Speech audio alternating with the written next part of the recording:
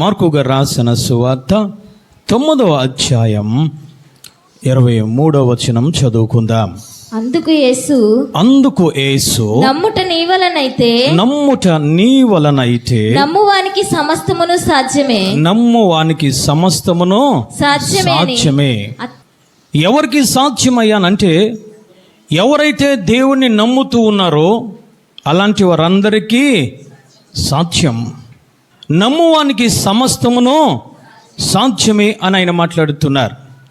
ఈ వాక్యం వింటున్న సహోదరి సహోదరుడా, నీవు ఆయన యందు నమ్మిక ఉంచితే నీ ఏ ఇబ్బందుల్లో ఉన్నావో, ఏ శ్రమలలో ఉన్నావో, మనుషులతో చెప్పుకోలేని ఏ రోగముతో ఈరోజు నువ్వు బాధపడుతున్నావో ఆయన మాట్లాడుతున్నారు. నమ్ముట నీ వలనైతే నమ్మువానికి సమస్తము సాధ్యమే అని ఆయన మాట్లాడుతున్నారు. ఏమిటి నమ్మకం అయ్యానంటే, మనమందరూ నమ్ముతున్నాం, కొంతవరకు నమ్ముతున్నాం, చేతులు దాటిపోయిన తర్వాత నమ్మకాన్ని వదిలేస్తూ ఉన్నాం. ఎప్పుడు నమ్మాలయ్యానంటే మొట్టమొదటగా నీవు దేవుణ్ణే నమ్మాలి. మనం ఏమి చేస్తున్నామయ్యానంటే మొదట మన శక్తిని నమ్ముకుంటూ ఉన్నాం, మన బలాన్ని నమ్ముకుంటూ ఉన్నాం. ఎవరైతే ఏ శ్రమల్లో ఉంటున్నారో ఆ శ్రమ ఎవరైతే తీరుస్తారో ఆ మనుషులు నమ్ముకుంటున్నావు. కానీ దేవుడు మాట్లాడుతున్నారు, మొదట నన్ను నమ్మండి, అంతము వరకు నమ్మండి, అంతము వరకు నమ్మితే వారికి సమస్తము సాధ్యమని మాట్లాడుతున్నారు. చప్పట్లు కొట్టి దేవాది దేవుని స్తుతిద్దాం. హల్లెలూయా. ఈ మధ్యకాల సమయంలో మనుషులను నమ్మి నువ్వు మోసపోయేవేమో, నీ శక్తిని నువ్వు నమ్మి మోసపోయేవేమో, నీ గ్రామస్తులు నమ్మి నువ్వు మోసపోయేవేమో, అయినా పర్వాలేదు. దేవుడు అంటూ ఉన్నారు, నీవు నా దగ్గరికి వచ్చావు కాబట్టి నన్ను నమ్మితే చాలు, అది సమస్తము సాధ్యము చేసే శక్తి నాలో ఉందని పరిశుద్ధాత్మ దేవుడు సంఘముతో మాట్లాడుతున్నారు. చప్పట్లు కూడా దేవాది దేవుని స్తుతిద్దాం. హల్లెలూయా. మరి విశ్వాసం అంటే ఏమిటి? నమ్మకమునకు విశ్వాసమునకు తేడా ఏమిటి అయ్యానంటే, సామెతల గ్రంథం 3వ అధ్యాయం 5వ వచనంలో ఆయన మాట్లాడుతున్నారు, నీ పూర్ణ హృదయముతో యెహోవా యందు నమ్మకం ఉంచుము, నీ పూర్తి అధికారము ఆయన చేతుల్లో పెట్టండి అని ఆయన మాట్లాడుతున్నారు. అప్పగించండి అని మాట్లాడుతున్నారు. అంటే ఏమి చేయాలి? ఈ నమ్మకము విశ్వాసముగా మార్చబడాలంటే నీ పూర్ణ హృదయముతో నువ్వు యేసయ్యను నమ్మాలి.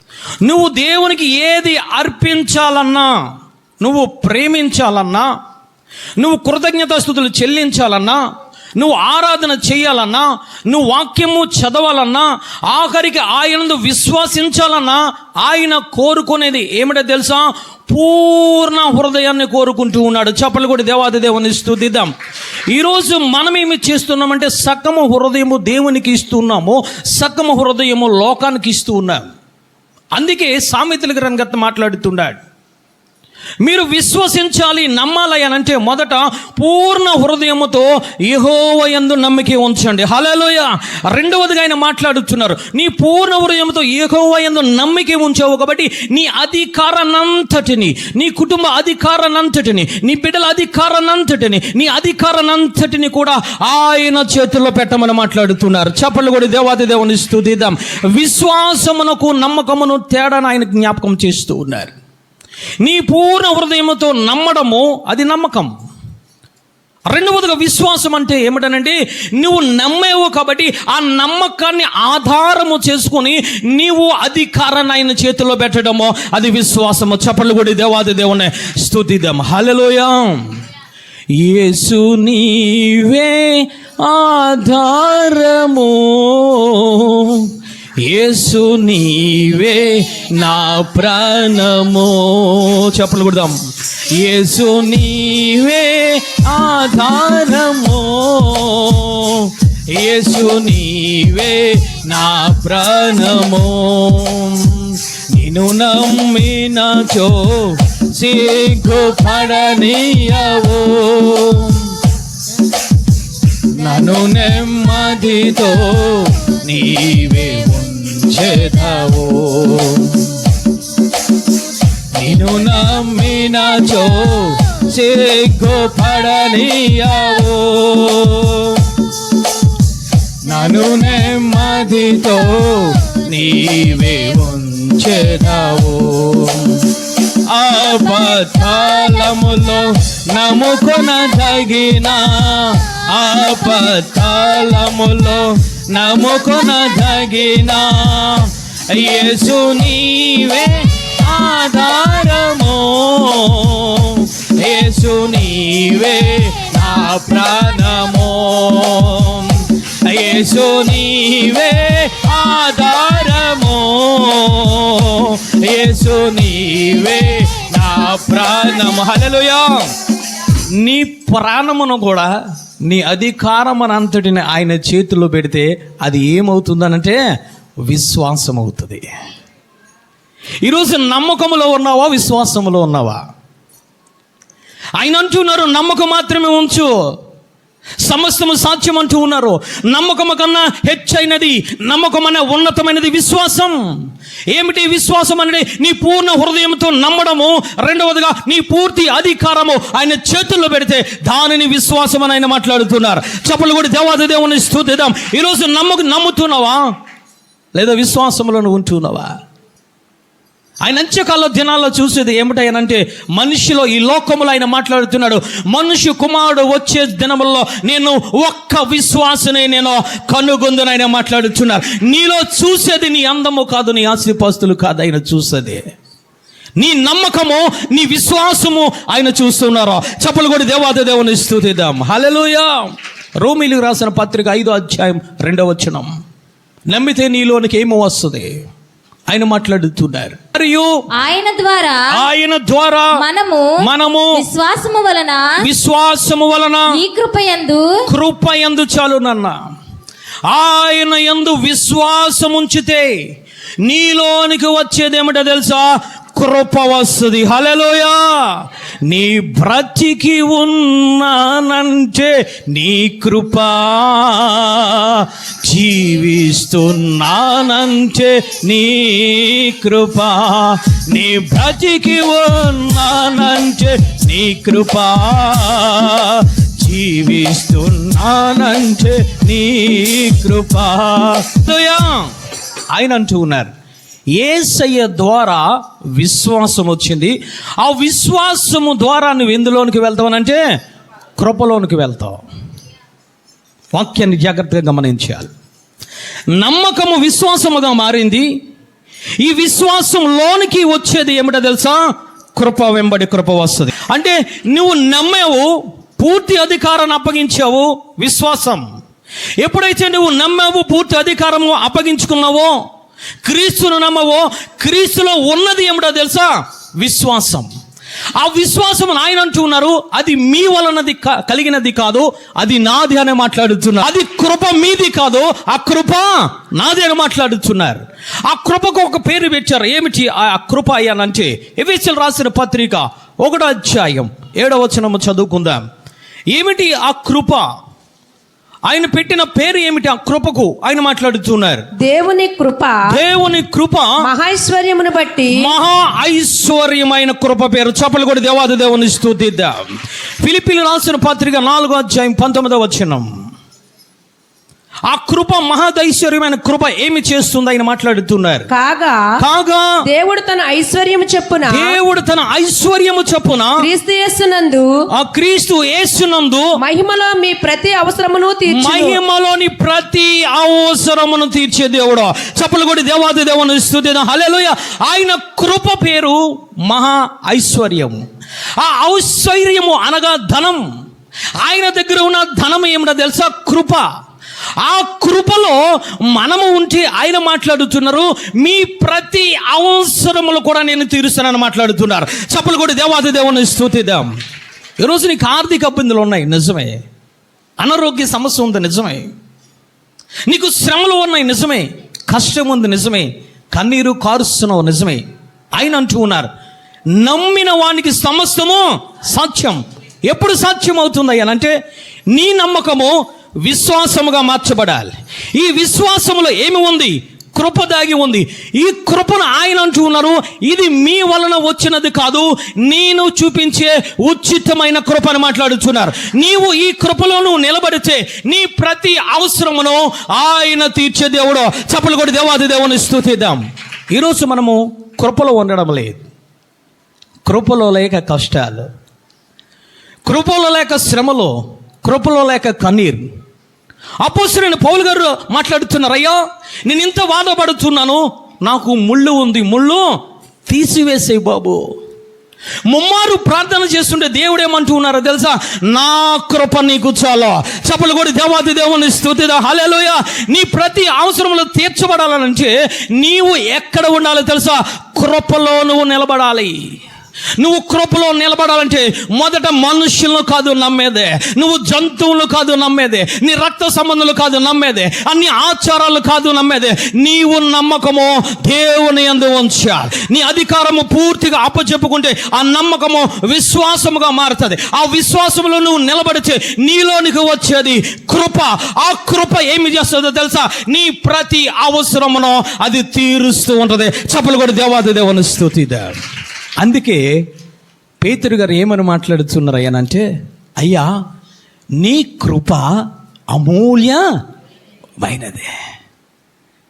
నీ కృప అమూల్యమైనది. కృప కోసము దావీదు గారికి తెలుసు కాబట్టి దావీదు గారు అంటున్నారు, నీ కృప అమూల్యమైనదయ్యా. నీ కృప ఎలాంటిది తెలుసా? ఆకాశము కన్నా ఉన్నతమైనది నీ కృప. హల్లెలూయా. ఎందుకు దావీదు గారు మాట్లాడుతున్నారంటే, దావీదు గారు ఇప్పుడు ఎక్కడ ఉన్నారనంటే కృపలో నివసిస్తూ ఉన్నారు, కృప కింద ఉంటూ ఉన్నారు. నీ కృప ఆకాశము కన్నా ఉన్నతమైనది. ఆ కృపలో నేను జీవిస్తున్నానయ్యా. ఎందుకు దావీదు గారి మీదకి కృప వచ్చింది? ఆయన ఎవరిని నమ్మరంటే దేవుణ్ణి మాత్రమే నమ్మరు. హల్లెలూయా. ఆ నమ్మకము విశ్వాసముగా మారింది. ఆ విశ్వాసములో కృప వచ్చింది. ఆ కృపలో నివసించేది దావీదు గారు మాట్లాడుతున్నారు. హల్లెలూయా. మత్తయి సువార్త 13:58 నమ్మకము లేకపోతే, విశ్వాసము లేకపోతే ఆయన ఏమి చేస్తాడు? ఆయన మాట్లాడుతున్నారు, వారి అవిశ్వాసమును బట్టి, అవిశ్వాసమును బట్టి ఆయన అక్కడ అనేకమైన అద్భుతములు చేయలేదు. అనేకమైన అద్భుతములు ఎందుకు చేయలేదు? ఆయనకి శక్తి లేదా? ఆయనకు బలం లేదా?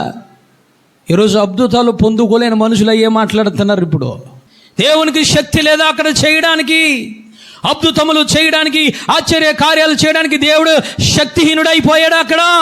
కాదు. వారిలో ఉన్న అవిశ్వాసమును బట్టి అక్కడ అద్భుతములు జరగలేదు. అక్కడ దేవుని యందు నమ్మిక ఉంచకుండా నీ యందు నీవు నమ్మిక ఉంచితే, నువ్వు చేసే క్రియలను నమ్మిక ఉంచితే, నువ్వు నడిచే నడతలను నమ్మిక ఉంచితే, నీ శక్తి నీ బలము అనుకుంటే దేవుడు ఆ కుటుంబాలలో ఏమి చేయడు తెలుసా? అద్భుతాలు జరగవు, ఆశ్చర్యకాలు జరగో, ఆశీర్వాదం ఉండదు. ఏమి వస్తుందని మాట్లాడుతున్నారు యోధా పత్రికలో? నాశనం వస్తుంది. ఎవరి యందు నమ్మిక ఉంచుతున్నావు? జ్ఞాపకం చేసుకో. ఆయన అంటున్నారు, నమ్మున వానికి సమస్తము సాధ్యమని మాట్లాడుతున్నారు. నువ్వు నమ్మిక మాత్రం ఉంచు. ఆ నమ్మిక విశ్వాసముగా మార్చబడు. ఆ విశ్వాసములో నిలబడితే నీ మీదకు కృప వస్తుంది. ఆ కృపలో నీ ప్రతి అవసరములు తీరుస్తాడు ఆయన. హల్లెలూయా. నీ భర్త మారడం లేదా?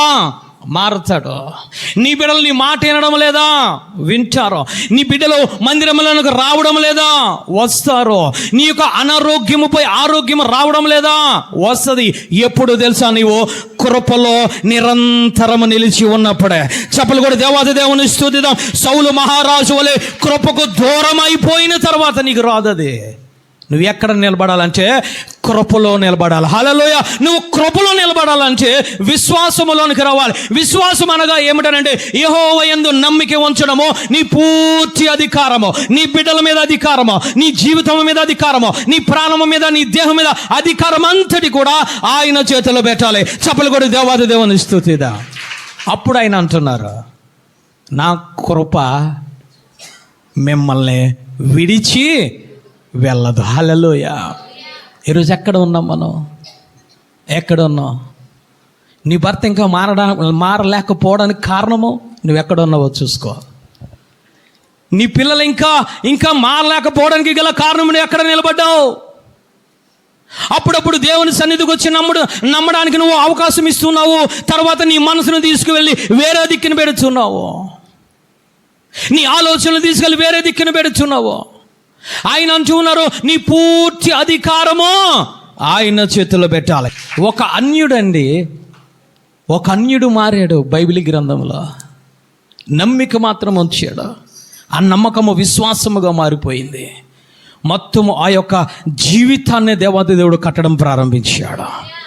నమ్మితే ఏమి జరుగుతుందయ్యా మొదటనంటే, విశ్వాసం ద్వారా ఏమి జరుగుతుందయ్యా మొట్టమొదటి మనకు ధన్యత ఏమిటనంటే, ఎఫెసీయులకు రాసిన పత్రిక 2:8 చూద్దాం. విశ్వాసము ద్వారా మీరు విశ్వాసము ద్వారా కృపచేతనే రక్షింపబడి ఉన్నారు. ఇది మీ వలన కలిగినది కాదు, మీ వలన కలిగినది కాదు, దేవుని వరమే. విశ్వాసము ద్వారా మీకు రక్షణ. అంటే కృప నీలోనికి రావాలనంటే నీవు విశ్వాసం ఉంచాలి. ఆ విశ్వాసం ఉంచిన విశ్వాసము కృపగా మారుతుంది. ఆ కృప నిన్ను రక్షిస్తుంది. హల్లెలూయా. ఈరోజు మనం అనుకుంటున్నాం, నేను ఎన్ని ప్రార్థనలు చేసినా నా బిడ్డ మారడం లేదండి, నా భర్త ఇంకా అదే స్థితిలో ఉన్నాడండి, నా యొక్క భార్య అదే స్థితిలో ఉంటుందని అనుకోవచ్చు. నీవు మొదట ఆయన కృపలో నివసించి నువ్వు ప్రార్థన చేస్తే ఆ కృప ఏమి చేస్తుంది అయ్యనంటే, రక్షణ లేని వారికి రక్షణ కలుగజేస్తూ ఉంటుంది. హల్లెలూయా. 2వ రాజుల గ్రంథము 5వ అధ్యాయము 14 చూద్దాం. అతడు పోయి దైవజనుడు చెప్పినట్లు యొర్దాను నదిలో 7 మార్లు మునగగా అతని దేహము పసిపిల్ల దేహము వలనై అతడు శుద్ధుడయ్యను. అప్పుడు అతడు పనివారితో కూడా దైవజనుని దగ్గరకు తిరిగి వచ్చి అతని ముందర నిలిచిన. చాలు నాన్న. ఎవరు ఇక్కడ అనంటే నయమాను స్థితి చూస్తే అతనికి కుష్టి రోగము గలవాడు. దేవుడు అతనికి తోడై ఉన్నట్టు లేఖనం సెలవిస్తుంది. ఆ చిన్నది మాట్లాడుతుంది, నువ్వు ఇక్కడ ఉండడానికి వెళ్ళలేదు, నువ్వు షోమ్రోలలో ఉన్న యాజకుని దగ్గర ఉండవలసి ఉన్నది. వెంటనే వచ్చాడు, రథం మీద వచ్చాడు, యాజకుడి దగ్గర నిలబడ్డాడు. యాజకుడు ఆ యొక్క గెహాజీతో కౌరంపించాడు. ఇదిగో బయట నయమాను ఉన్నాడు, యొర్దాను నదిలోనికి వెళ్ళి 7 మార్లు మునగమని చెప్పు. వినలేదు. అతను విశ్వాసం ఉంచలేదు, అతను యాజకుడి మీద నమ్మకం ఉంచలేదు. అతను ఏమి చేశాడు అనంటే కోపపడ్డాడు. తర్వాత రౌద్రము తెచ్చుకున్నాడు. ఏమిటి, యాజకుడు రావాలి కదా, వచ్చి ఇదిగో నా వ్యాధి మీద చెయ్యి ఉంచి ప్రార్థన చేయాలి కదా, ఆ చెయ్యి అల్లాడించాలి కదా అని అనుకుని వచ్చాడు. అపనమ్మకంతో వచ్చాడు. తనను దేనిని నమ్ముకున్నాడు అయ్యానంటే, అతను మాట్లాడుతున్నాడు, అయ్యో యొర్దాను నది తప్ప మా యొక్క దేశంలో, సిరియా దేశంలో శ్రేష్టమైన నదులు లేవా, ఉన్నతమైన నదులు లేవా, పరిశుద్ధమైన నదులు లేవా?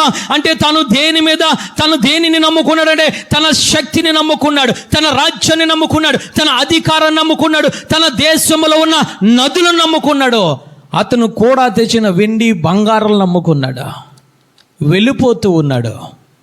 కానీ అక్కడ ఉన్న ఒక పనివాడు అంటూ ఉన్నాడు, ఒక్కసారి ములిగితే ఏమైపోతుందయ్యా, నేనేది యుద్ధము చేయమని చెప్పలేదు కదా, వెండి బంగారములు ఇమ్మని చెప్పలేదు కదా, ఒక్కసారి ఆయన యాజకుడి యొక్క మాట మీద నమ్మిక ఉంచి ఒక్కసారి వెళ్ళి మొలగమయ్యని అతని సెలవు ఇచ్చాడు. వెంటనే అపనమ్మకము పోయి అతనిలోనికి ఏమొచ్చిందంటే నమ్మకం వచ్చింది. హల్లెలూయా. మునుగుతూ ఉన్నాడు, లెగిస్తూ ఉన్నాడు, మునుగుతూ ఉన్నాడు, లెగిస్తున్నాడు. అతనిలోనికి వచ్చింది ఏమిటో తెలుసా? నమ్మకం వల్ల విశ్వాసముగా మారిపోయింది.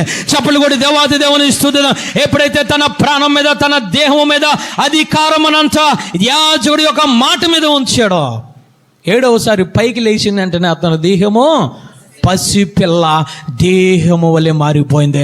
చప్పట్లు కొట్టి దేవాది దేవుని స్తుతిద్దాం. విశ్వాసము ద్వారా రక్షణ వస్తుంది. ఏ విధముగా వస్తుందంటే, నీవు ఉంచే విశ్వాసము ద్వారా కృపలోనికి నువ్వు వెళ్తావు. ఆ కృప నేనేమి చేస్తుంది తెలుసా? రక్షణలోనికి నడిపిస్తుంది. ఒక్కసారి ములిగాడు, నమ్మకం వచ్చింది. 2వసారి ములిగాడు, నమ్మకం వచ్చింది. ఏడోసారి మునిగేటప్పటికి అతనిలో ఏమొచ్చిందంటే అతని నమ్మకం వల్ల విశ్వాసముగా మారిపోయింది. హల్లెలూయా. అతని విశ్వాసము అతనిని రక్షించింది. ఈరోజు ఎవరు యందు నమ్మిక ఉంచుతున్నావు? ఎవరు యందు నమ్మిక ఉంచుతున్నావు? మొట్టమొదటి నయమాను వలె నా శక్తి, నా బలం, నా వెండి బంగారం అనుకుంటున్నావేమో. నిన్ను అవి కాపాడలేవు, అవి నిన్ను భద్రపరచలేవు. రెండవ రాకడలో నిన్ను భద్రపరిచేది, నిన్ను కాపాడేది నీవు పొందుకున్న రక్షణ మాత్రమే. మనం అనుకుంటున్నాము బాప్తిజం ఇచ్చేసారు అయ్యగారు, వెళ్ళిపోదాం, కష్టం వచ్చింది కదా, భయం వేసింది నాకు, నా పక్కోడు చనిపోయాడు, నేను బాప్తిజం తీసుకోకపోతే నేను కూడా ఆడికిలాగా చనిపోతాను యాక్సిడెంట్లో, అందువల్ల నేను బాప్తిజం తీసుకుంటే నేను రక్షణ పొందితే, రక్షణ వస్త్రం నా మీద ఉంటే, రక్షణ వస్త్రం నేను ధరించుకుంటే పరలోకానికి వెళ్ళిపోతానని అనుకుంటున్నావు. లేదా ఏదో ఒక కార్యం జరిగితే నేను రక్షణ తీసుకుంటాను, నా బిడ్డలు బాగుపడితే నేను రక్షణ తీసుకుంటాను, నాకు ఉద్యోగం వస్తే రక్షణ తీసుకుంటాను, లేదా నాకు మ్యారేజ్ చెయ్యాలి కాబట్టి నేను రక్షణ తీసుకుంటాను అనుకుంటున్నావు. అది సరైన రక్షణ కాదు. రక్షణ అంటే ఏమిటనంటే అతను 7 సార్లు మునిగాడు. మునిగిన తర్వాత, శుద్ధుడైన తర్వాత, పసిపిల్ల దేహముగా మారిన తర్వాత ఎక్కడికి వచ్చాడో తెలుసా? యాజకుడు దగ్గరికి వచ్చాడు. జన సమూహమును తీసుకొని, ఆ యొక్క సమూహం అంతటిని తీసుకొని ఆ యాజకుడి దగ్గరికి వచ్చి నిలిచి ఉన్నాడు. నిలిచి ఉండేదే రక్షణ, నిలబడేదే రక్షణ. ఎక్కడ నిలబడ్డాడు తెలుసా? దేవాలయంలో నిలబడ్డాడు. చప్పలు కొట్టి దేవాది దేవుని స్తుతిద్దాం. అందుకే చిన్నది మాట్లాడుతున్నాడు, ఇతను ఇక్కడ ఉంటే రక్షణ రాదు, అతను ఎక్కడ ఉండాలో తెలుసా? షోమ్రోను మందిరములో ఉండాలి. హల్లెలూయా. మందిరములో నిలబడిన నీవు, రక్షణ పొందిన నీవు సంపూర్ణమైన రక్షణలోనికి రావాలంటే నీవు ఎక్కడ నిలబడాలో తెలుసా? సంఘములో నిలబడాలి. హల్లెలూయా. యాజకుల దగ్గర నిలబడాలి. హల్లెలూయా. నువ్వు విశ్వాసుల దగ్గర నిలబడాలి. నిలకపడకపోతే ఈ రక్షణ నీ జీవితంలో ఉండదు. వాక్యం ఎక్కడైతే వినబడుతుందో, ఆరాధన ఎక్కడైతే జరుగుతుందో, ఎక్కడైతే ప్రార్థన సమూహం ఉంటుందో అక్కడ నువ్వు నిలబడితే జరిగేది ఏమిటనంటే నీ ప్రాణ ఆత్మదేహములో శుద్ధిగా మార్చబడిపోతాయి. హల్లెలూయా. నీ యొక్క రక్షణ నీ కుటుంబంలో నిలబడి చేస్తుంది. అతని దేహము పసిపిల్ల దేహము కింద మార్చబడిందని లేఖనము ఆయన సెలవిస్తూ ఉన్నాడు. ఈరోజు నీ దేహం ఏ విధముగా ఉంది?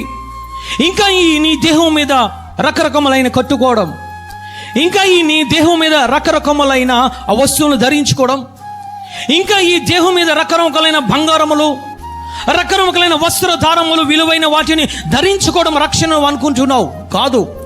నీ దేహము మొదట రక్షణ అంటే ఏమిటో తెలుసా? నీ దేహం మొదట పసిపిల్ల దేహముగా మార్చబడాలి. నువ్వు మార్చబడిన నీవు బయట తిరగడానికి వీలు లేదు. మార్చబడిన నీవు ఎక్కడ ఉండాలంటే సంఘములోనికి రావాలి. సంఘములోనికి వచ్చిన నీవు సంఘములో నిలకడగా ఉండాలి. నయమాను చేసింది అదే. నాకు రక్షణ వచ్చింది, నా దేహము మారిపోయింది, నా కుష్ఠరోగము నన్ను విడిచి వెళ్ళిపోయింది, నా దేహము ఇదిగో పసిపిల్ల దేహం అయిపోయింది అని చెప్పి అతను ఆ యొక్క యాజకుని లెక్క చేయకుండా తన దేశానికి వెళ్ళిపోలేదు. ఎక్కడికి వచ్చాడయ్యానంటే యాజకుడు పాదముల దగ్గరికి వచ్చాడు. యాజకుడు ఎక్కడ ఉంచున్నాడో ఆ మందిరములోనికి వచ్చాడు. మందిరంలో వచ్చి ఏమని మాట్లాడుతున్నాడు అయ్యానంటే దేహాన్ని చూపిస్తూ ఉన్నాడు. అతను మొదట ఏ విధముగా ఉందో, తర్వాత ఏ విధముగా పసిదేహముగా మారిపోయిందో ఆ దేహాన్ని చూపించి మాట్లాడుతున్నాడు. అయ్యా ఇదిగో నా దేహము ఏ విధముగా ఉందని చెప్పి నిలకడగా ఉండి ఆ దేహాన్ని చూపిస్తూ ఉన్నాడు. నిజమైన రక్షణ అంటే ఏమిటయ్యానంటే నీ దేహమును దేవునికి చూపించాలి. నీ దేహము రకరకాల మనుషులకు కాదు చూపించేది. నీ దేహం ఎవరికి చూపించాలో తెలుసా? దేవునికి మాత్రమే నీ దేహాన్ని చూపించాలి. ఈరోజు ఎవరికి చూపిస్తున్నావు? నీ దేహాన్ని ఎవరికి చూపిస్తున్నావు? ఆయన మాట్లాడుతున్నారు, ఈ దేహం కోసం మాట్లాడుతున్నారు. ఈ దేహము నేను విలువ పెట్టి నేను కొన్నాను. ఈ దేహమును ఎంత విలువ పెట్టి తెలుసా? ఆయన కృప పెట్టి నిన్ను కొన్నాడు. ఆ కృపలో ఏముందో తెలుసా? అమూల్యమైన ధనము ఉంది. ఆ ధనమే యేసు రక్తము. చప్పలు కొట్టి దేవాతి దేవుని, ఆ రక్తములో నిన్ను కడిగాడు. అంటే నీ దేహమును ఆయన కొన్నాడు. ఈ దేహమును ఎక్కడ పెడుతున్నావు? ఈ దేహమును మనుషులకు చూపిస్తున్నావా? ఈ దేహంలో తిండి పెడుతున్నావా? ఈ దేహంలో రకరకాల అలంకారములన్నీ పెడుతున్నావా? ఏమని మాట్లాడుతున్నాడు తెలుసా? వచ్చి 15వ వచనములో ఆయన మాట్లాడుతున్నాడు, అయ్యా ఇదిగో నా దేహము, నేను చేసిన పాపములన్నీ క్షమించు ప్రభువా అని యాజకుడితో మాట్లాడుతున్నాడు నయమాన్. అంటే నీవు దేవుని సన్నిధిలోనికి వచ్చిన నీవు ఏమి చేయాలో తెలుసా? నీవు ప్రతి దినము ఒప్పుకుంటూ నువ్వు కనబడాలి. నువ్వు ప్రతి దినము ప్రార్థన చేస్తూ నువ్వు కనబడాలి. ప్రతి దినము మందసమ దగ్గర ఉండి ప్రతి దినము వాక్యం ఇంటి నువ్వు కనపడుతూ ఉంటే అది ఏ విధముగా మార్చబడుతుంది తెలుసా? అమూల్యమైన విశ్వాసం కింద మార్చబడతాడు. చెప్పలు కూడా దేవాది దేవుని ఆ అమూల్యమైన విశ్వాసము కడవరి కాలంలో ఆయన మాట్లాడుతున్నారు.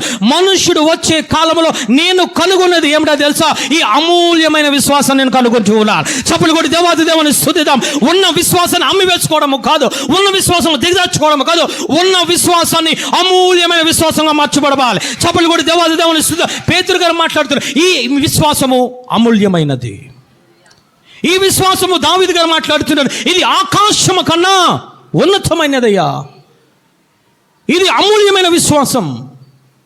విశ్వాసము ద్వారా రక్షణ వస్తుంది.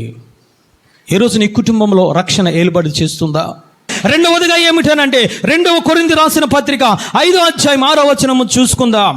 రెండవదిగా ఈ విశ్వాసము ద్వారా, ఈ నమ్మకము ద్వారా నువ్వు పొందుకునే ధన్యత ఏమిటో ఆయన మాట్లాడుతున్నారు. వెలిచూపు వలన కాక విశ్వాసం వలనే నడుచుకొనుచున్నాము. విశ్వాసము వలన నడుచుకొనుచున్నాము. హల్లెలూయా. అంటే ఈ విశ్వాసము నీలోనికి వచ్చింది కాబట్టి ఈ విశ్వాసము నిన్ను ఏమి చేస్తుందంటే నిన్ను నడిపించడం మొదలు పెడతాది. ఈ యొక్క విశ్వాసము నిన్ను అక్కడ నిలబడనివ్వదు. ఈ విశ్వాసము నిన్ను కానానుకు నడిపిస్తుంది. ఈ విశ్వాసము నిన్ను బెత్లెహేముకు నడిపిస్తుంది. ఈ విశ్వాసము నిన్ను ఏమి చేస్తుంది అంటే అత్యధికమైన కృపలోనికి నడిపిస్తుంది. ఆయన అంటూ ఉన్నారు, వెలి చూపులను బట్టి కాదు. ఏంటి వెలి చూపులు? అపోస్తలుడైన పౌలు గారు మాట్లాడుతున్నారు, నేను వెలి చూపులను బట్టి నేను నడవడం లేదయ్యా, మరి దేని బట్టి నడుస్తున్నారయ్యా అని అంటే, నేను ఇదిగో విశ్వాసమును చేత పట్టుకొని గురి యొద్దకే నేను నడుస్తున్నా. ఈ విశ్వాసం నీ జీవితంలో ఉంటే ఈ చుట్టుపక్కలకి నువ్వు చూడవు. ఈ చుట్టుపక్కల ఏదో చేస్తూ ఉంటారు నీ ఇంటి పేరవారు, నువ్వు చూడవు. ఈ చుట్టుపక్కల ఏదో చేస్తూ ఉంటారు నీతో ఉద్యోగస్తులు, నువ్వు చూడవు. నువ్వు దేన్ని చూస్తావు అంటే గురి యొద్దకే నువ్వు చూస్తావు. హల్లెలూయా. ఎందుకు వస్తాయి వెలుచూపులు అంటే నీలో నమ్మకం అనేది సరిలేదు. నీలో నమ్మకం అనేది సరి లేకపోతే నీలో అవిశ్వాసం ఉంది. అవిశ్వాసములో ఉన్నవారు కృపలో నిలిచి ఉండరు. కృపలో నిలిచి లేకపోతే వెలుచూపులు కనబడతాయి జీవితాల్లో. కానీ అక్కడ నయమాను ఏమి చేస్తూ ఉన్నాడయ్యానంటే, ఇతను మొదట అవిశ్వాసములో ఉన్నాడు, తర్వాత విశ్వాసములకు వచ్చాడు. ఆ విశ్వాసం ఎక్కడికి నడిపించింది అయ్యానంటే దేవుని యాజకుడు దగ్గరికి నడిపించింది. 5వ అధ్యాయం 11వ వచనం. 5వ అధ్యాయం. అందుకు నయమాను పాపము తెచ్చుకొని తిరిగిపోయి ఇట్లా నేను అతడు నా యొద్దకు వచ్చి నిలిచి తన దేవుడైన యెహోవా నామమును బట్టి తన చెయ్యి రోగముగా ఉన్న స్థలం మీద ఆడించి కుష్ఠరోగము మాన్పునని నేను అనుకుంటుని దమస్కో నదులైన అపనాయును పరస్సును ఇశ్రాయేలు దేశములోని నదులన్నిటికంటే శ్రేష్టమైనవి కావా వాటిలో స్నానము చేసి శుద్ధి నొందలేదా చాలునా అంటే అవన్నీ దేని కిందకు వస్తున్నాయనంటే వెలుచూపుల కిందకు వస్తున్నాయి. నా అధికారం అంటూ ఉన్నాడు, నా దేశం అంటూ ఉన్నాడు, నా సిరియా దేశం అంటూ ఉన్నాడు, ఇక మా దేశంలో నదులు ఉన్నాయంటూ ఉన్నాడు. రకరకములైన మాటలన్నీ మాట్లాడాడు మొదట. కానీ విశ్వాసం ఎప్పుడైతే అతని జీవితంలోనికి వచ్చిందో, విశ్వాసము ద్వారా ఎక్కడికి నడిపించబడుతున్నాడంటే మందిరము దగ్గరికి నడిపించబడ్డాడు. హల్లెలూయా. అప్పుడు వరకు మందిరములో నిలబడలేదు, అతను కోపములో నిలబడ్డాడు. రౌద్రము వచ్చింది, రౌద్రములో నిలబడ్డాడు. అత్యాగ్రహము వచ్చింది అతనికి జీవితంలో. వెనక్కి వెళ్ళిపోదాం అనుకున్నాడు. అతను అనుకుంటూ ఉన్నాడు, అయ్యో యాజకుడు నాకు కనబడలేదు కాబట్టి నేను ఏమి చేయాలి? వెనకకి వెళ్ళిపోవాలి. వెనకకి వెళ్ళిపోవడము వెలుచూపులో. ఈరోజు వెనక జీవితం నీ జీవితంలో ఉంటే, వెనక్కి క్రియలు నువ్వు ఇంకా చేస్తూ ఉన్నావంటే నీ జీవితంలో గురి యొద్దకు నువ్వు పరిగెట్టడం లేదు, నీ జీవితంలో విశ్వాసం లేదు, నీ జీవితంలో నమ్మకం లేదు. నమ్మకం లేని కారణంగా అవిశ్వాసం నీ జీవితంలోనికి వస్తే నీవు మాట్లాడే మాట ఏమిటో తెలుసా? వెలుచూపులు జీవితంలో కనబడుతూ ఉంటాయి. వెనక్కి వెళ్ళిపోదాం అనుకున్నాడు, కానీ ఇతని జీవితంలో విశ్వాసములకు వచ్చాడు కాబట్టి నేను వెనక్కి వెళ్ళకూడదు. ఇప్పుడు దేవుని యాజకుడు దగ్గరికి వెళ్ళాలనుకున్నాడు. యాజకుడు ఇంకా నాతో ఏమి మాట్లాడుతాడు, నన్ను ఏ విధముగా బలపరుస్తాడు, ఏ వాక్కు ద్వారా బలపరుస్తాడు, ఏ విధముగా ఆశీర్వదిస్తాడు, ఏ యొక్క వాక్యము ద్వారా నన్ను బలపరుస్తాడు అని చెప్పి ఎక్కడికి వెళ్ళాడయ్యానంటే యాజకుడు ఉన్న మందిరములోనికి వెళ్ళాడు. చప్పలు కూడా దేవాది దేవుని. అప్పుడు వరకు అతను ఉన్న గురువేరు, వెనకకి వెళ్ళిపోదాం అనుకున్నాడు. విశ్వాసం వచ్చిన తర్వాత, రక్షణలోనికి వచ్చిన తర్వాత అతను గురి ఏమిటో తెలుసా? దేవుని మందసము. హల్లెలూయా. యాజకుడి దగ్గరికి వెళ్ళి వాక్యాన్ని మరలా బోధించుకున్నాడు. ఈ విశ్వాసము ద్వారా మొదట వచ్చింది ఏమంటే నీకు రక్షణ వస్తుంది, నీ కుటుంబానికి రక్షణ వస్తుంది. రెండవదిగా వచ్చిందంటే ఆ విశ్వాసము నిన్ను నడిపిస్తూ ఉంటుంది. ఇక్కడ నయమాను ఏమి చేశాడో తెలుసా? వెళ్ళు చూపులు అతని జీవితంలో లేవు. అతని జీవితంలో ఉన్నది ఏమిటో తెలుసా? విశ్వాసం అన్నది. ఆ విశ్వాసం ద్వారా రక్షణ పొందాడు. ఆ విశ్వాసము ద్వారా యాజకుడు దగ్గరికి వెళ్ళాడు. హల్లెలూయా. మందిరము దగ్గరికి వెళ్ళాడు. ఈరోజు మందిరాన్ని విడిచిపెట్టేస్తున్నావు నువ్వు. గల కారణం ఏమిటనంటే వెలుచూపులు. అక్కడ ఏదో దొరుకుద్ది, ఇక్కడ ఏదో దొరుకుద్ది, అక్కడ నా బంధువులు వచ్చారు, ఇక్కడ ఏదో ఫంక్షన్ ఉంది. వెలుచూపులు ఇవి. వెలుచూపులుంటే గురి యొద్దకు నువ్వు పరిగెట్టలేవు. గురి యొద్దకు నువ్వు పరిగెట్టాలంటే నీవు కాపాడుకోవాల్సింది విశ్వాసమును కాపాడుకోవాలి. హల్లెలూయా.